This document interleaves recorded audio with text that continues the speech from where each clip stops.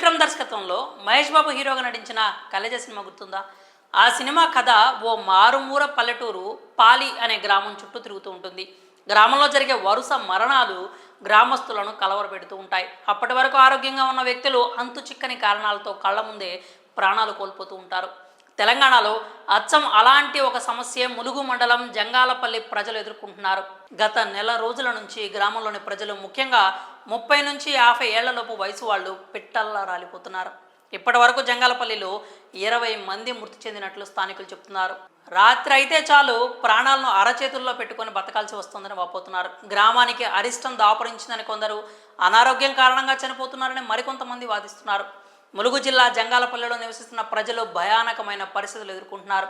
కారణాలు ఏవైనా చిన్న పెద్ద తేడా లేకుండా భయంతో వణికిపోతున్నారు. రాత్రి అయితే చాలు ఇంటి ముందు లైట్లు, ఇంటికి తాళాలు వేసుకొని ఇంట్లోనే బిక్కుబిక్కుమంటూ కాలం వెళ్లదీస్తున్నారు.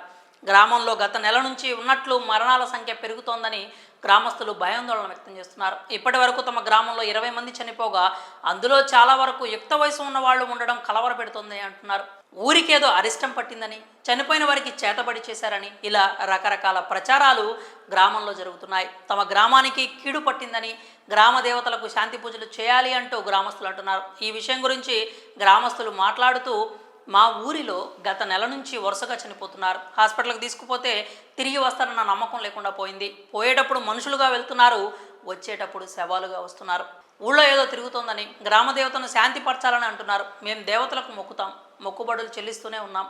గ్రామస్తులు ఇలా చనిపోవడానికి అంతు చిక్కని జబ్బులే కారణమని గ్రామంలో మెడికల్ క్యాంప్ ఏర్పాటు చేసి అందరికీ వైద్య పరీక్షలు నిర్వహించాలని అధికారులకు విజ్ఞప్తి చేస్తున్నామన్నారు.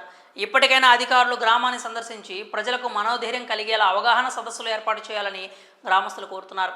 ఇదిగో పులి అంటే అదిగో తోక అనే కాలం. మంచి కన్నా చెడు ఎక్కువగా ప్రచారం జరుగుతుంది. కొంతమంది దీన్ని క్యాష్ చేసుకునేందుకు గ్రామంలో దుష్టశక్తి ఉందని, శాంతి పూజలు చేయాలి అంటూ డబ్బులు వసూలు చేసే ప్రయత్నాలు మొదలుపెట్టినట్లు తెలుస్తోంది.